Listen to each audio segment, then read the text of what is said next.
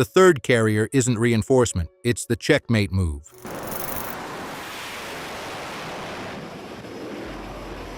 Three carriers, three oceans, one silent strategy. This isn't firepower, it's a calculated siege designed to choke an entire nation.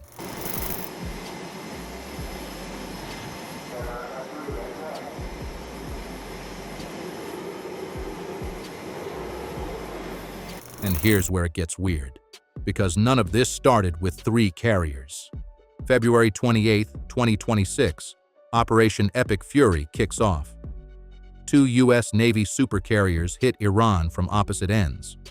USS Abraham Lincoln sits deep in the Arabian Sea, launching strikes from the east. At the same time, USS Gerald R. is parked in the eastern Mediterranean, hammering from the west. Clean, coordinated, brutal. For 5 straight days, it works exactly how you'd expect. But then, something doesn't make sense. Ford just leaves. No warning, no explanation. It slides through the Suez Canal and drops into the Red Sea, right in the middle of active combat. People watching this are confused. Analysts call it repositioning. But on that same day, 4,500 miles away, the USS George H.W. Bush quietly finishes full combat certification. Fully loaded, air wing ready. Destination, the exact spot Ford just left. So now you've got one carrier moving out and another stepping in. That's not repositioning. That's not reinforcement. That's design. And the real question is, what are they building? And here's where everything flips. Most people think more carriers in one place means more power.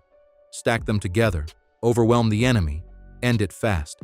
Sounds logical, right? But that's exactly what makes it predictable.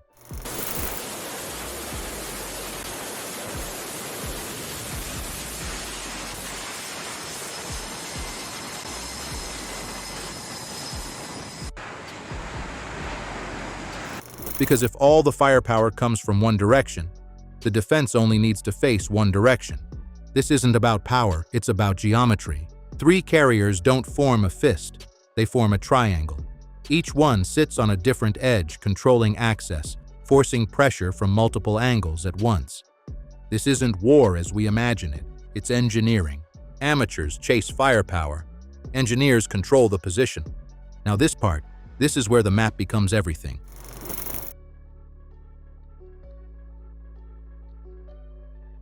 First, the Strait of Hormuz.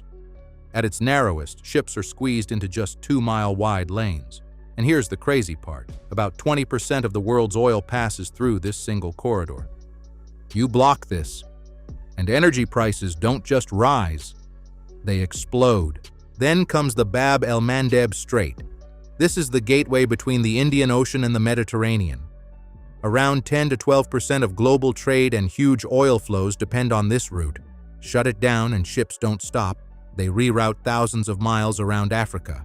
And finally, the Suez Canal. This is the shortcut between Europe and Asia. Disrupt it, and global supply chains start breaking almost instantly. So yeah, these aren't just locations, they're lifelines. And if all 3 get controlled at once, that's not pressure, that's total isolation. But wait, here's something most people missed. Why didn't the US just sail straight into the Persian Gulf? Oil shipments in the Persian Gulf have already been disrupted due to the strikes on Iran. This could potentially lead to rising energy prices around the world, and particularly here in the US. Because that place is a trap, a tight, enclosed space, what military planners call a kill box. Iran has spent decades preparing it. Fast attack boats swarm at insane speeds. Coastal missiles fire from hidden positions. Drone waves come in layers. And here's the scary part. By the time a system detects the threat, classifies it, and reacts, the weapon is already there. Reaction time is slower than impact time, meaning you lose before you even fire. So instead of rushing in, they stayed back and took control from a distance. And this is where the first strike gets scary. USS Abraham Lincoln isn't just sitting in the Arabian Sea, it's hiding in plain sight. On its deck, F-35C stealth fighters are built to be almost invisible to radar. But they're not flying in to bomb first, they're flying in blind. The The moment Iranian radar systems switch on to detect them, they give away their own position, and instantly, they're targeted. Anti-radiation missiles lock in, tomahawks follow, and coastal defenses start disappearing one by one. No warning, no second chance, and just like that. Iran's entire eastern defense system doesn't weaken, it collapses. But here's where things start accelerating fast.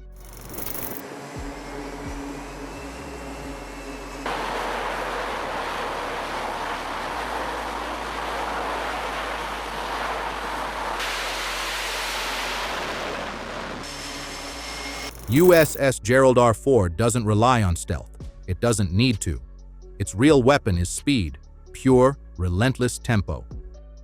This carrier runs on emails, a next-gen launch system that replaces old steam catapults. Translation? Faster launches, smoother cycles, and way more aircraft in the sky. We're talking 160 sorties a day in sustained ops, and up to 270 when it surges. That's one jet taking off roughly every 90 seconds. Now imagine that pressure hitting from the opposite direction. While Lincoln attacks from the east, Ford comes in from the west, and then shifts toward the southwest. Suddenly, Iran isn't facing one threat, it's splitting attention across two. And that's the breaking point, because once defenses split, they thin out. Radar coverage weakens, response slows, gaps open everywhere. One-directional defense turns into two-directional chaos. And Ford's movement? It wasn't random. The Red Sea was already on fire, Houthi attacks, shipping disruptions, global trade at risk.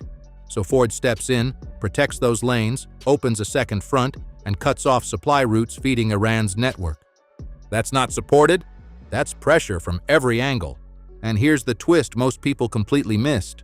Ford didn't retreat. It expanded the battlefield. Moving into the Red Sea, it solved three problems at once. It created a shield between Yemen and Israel, stopping incoming threats. It opened a brand new strike corridor from the southwest. And most importantly, it cut off the supply chain feeding Iran's proxies. All of this while the Red Sea itself was already a war zone with constant attacks on commercial ships. So this wasn't a movement, it was an upgrade. Because the war just went from one front to everywhere at once. And just when it feels like the pressure can't get any higher, this is where everything changes. While all eyes were locked on the chaos near Iran, the USS George H.W. Bush was moving quietly in the background. No headlines, no noise, just preparing. Fully armed, fully stocked, fresh crew, zero fatigue.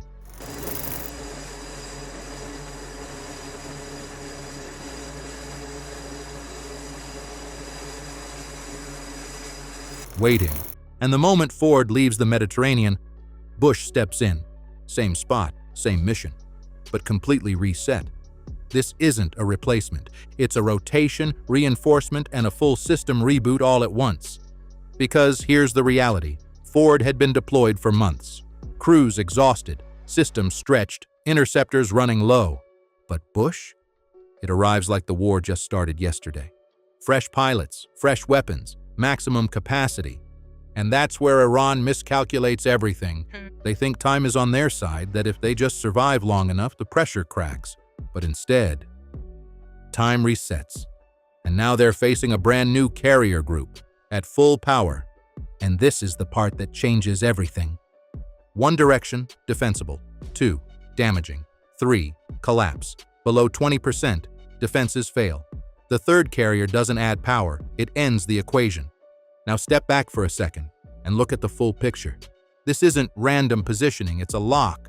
Lincoln sits at the Strait of Hormuz, right where most of Iran's oil flows out. It doesn't even need to fire anymore.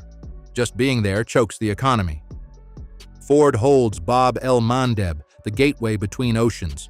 Every shipment, every weapon, every supply line feeding Iran's proxies, cut off. And then comes Bush, locking down the Suez route, the final bridge connecting Iran to Europe and global markets. 3 carriers, 3 choke points. And suddenly everything stops. No oil leaving, no weapons coming in, no trade moving through. That's not pressure, that's suffocation. Because this isn't really about bombing targets anymore. It's about cutting off oxygen. And once that happens, you don't need to win the war. You just wait for everything to shut down.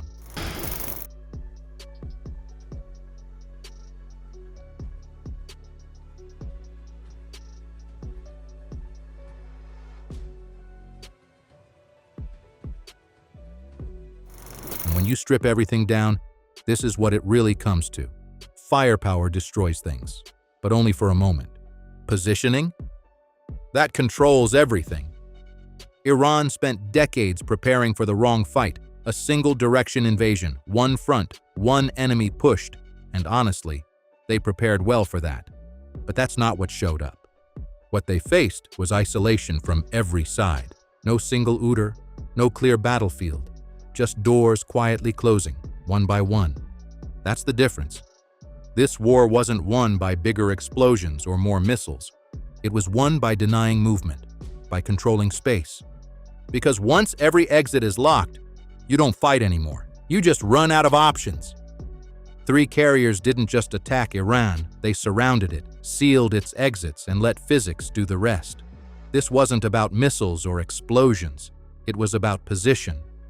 Because in modern warfare, the deadliest weapon isn't firepower, it's control. And once the 3rd carrier arrives, there's no escape.